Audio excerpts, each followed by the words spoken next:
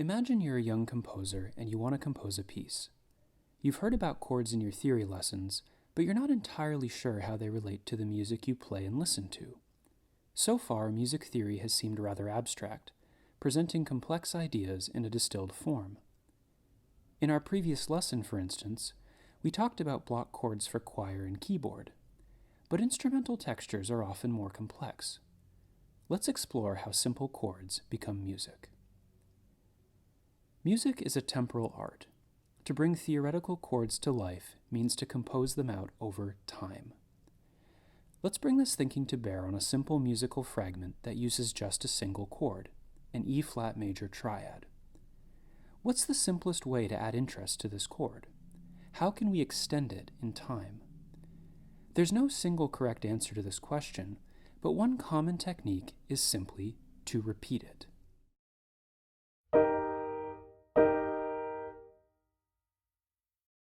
In and of itself, this sketch is far from interesting, but if we choose an instrument, say piano, and a time signature, say 3/4, and add a few rests, these two simple chords are transformed into an intriguing two-measure gesture.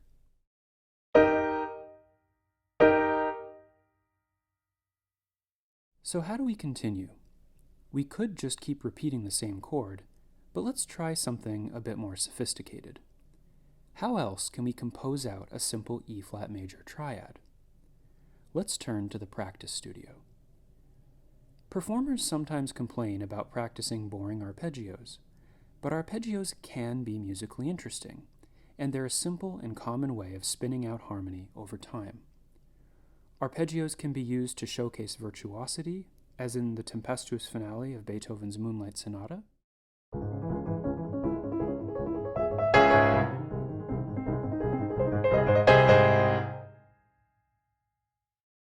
But they can also form the basis of a melody. Here's a little tune with only the notes of an E-flat major triad that uses contour and rhythm to create musical interest.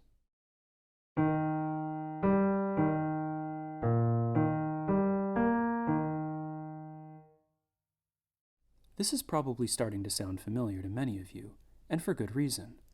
If we string together our two excerpts, we get something that looks a lot like the opening of Beethoven's Eroica Symphony. But our excerpt still lacks dynamics and articulation, telling the performer how to perform the notes on the page. These indications are just as important as the notes themselves in shaping a compelling musical journey. Let's try this.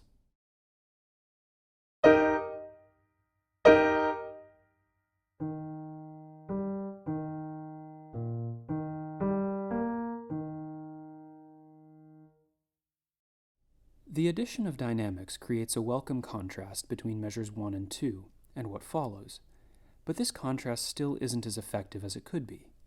Think about it this way. If we asked a pianist to play a loud E-flat major chord on the piano, would they play the chord in example 4? Not likely. A pianist would intuitively orchestrate the dynamics.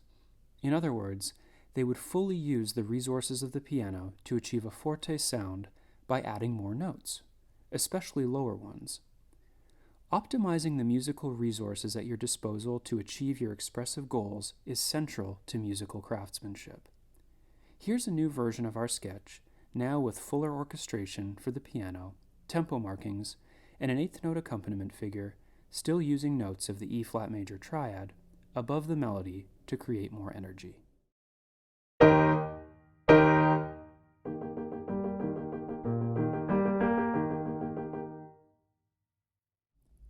If we keep this discussion of Beethoven's Eroica in mind when we think about music from now on, the underlying chords of complex passages will become more evident, and soon we'll begin to develop a mental database of various textures that composers use to spin out harmony in time. To that end, we'll finish this lesson with a preliminary list of such techniques: sustain, repetition, and arpeggiation. There are many ways to sustain chords.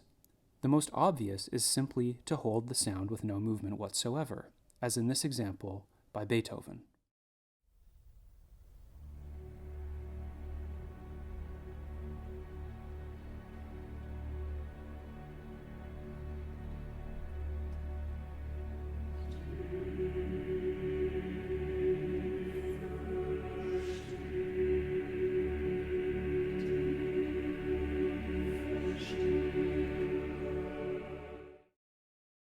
Another option is to create a stratified texture by introducing the notes of a sustained chord one at a time, as in the Temple of Time from The Legend of Zelda: Breath of the Wild.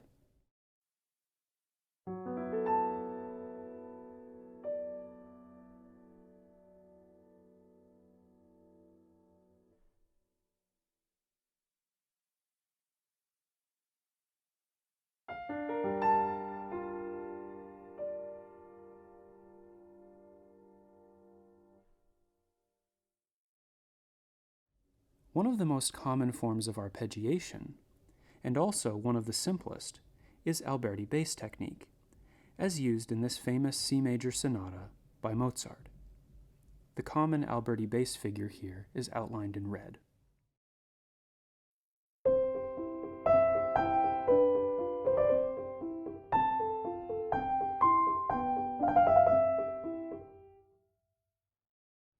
Arpeggiation can also be used to create waves of sound, as in this example from Chopin's C minor Etude.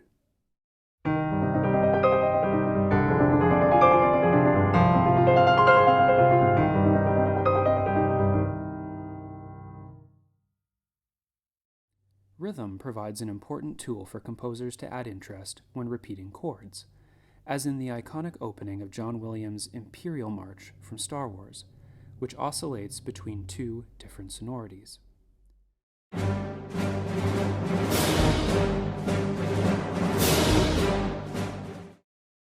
Composers can also stratify repeated textures so as to occupy more musical space, as is often done in waltz-like figurations, like the one found in Willkommen from Cabaret.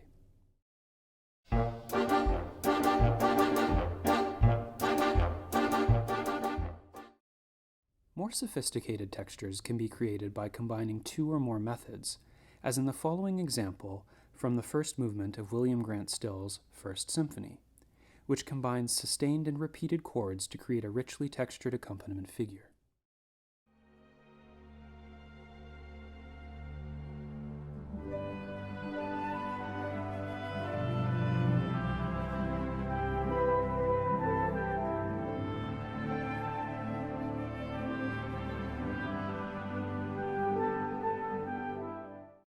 Or this agitated opening from Rachmaninoff's Prelude in G minor that combines arpeggiation and repetition to create one of the piece's principal motives.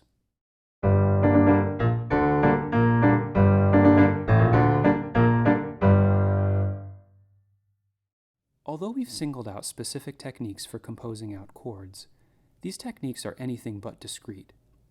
In practice, composers combine them in various ways to create rich musical tapestries that ebb and flow over time. Ultimately, a composer's imagination is the only limit to invention.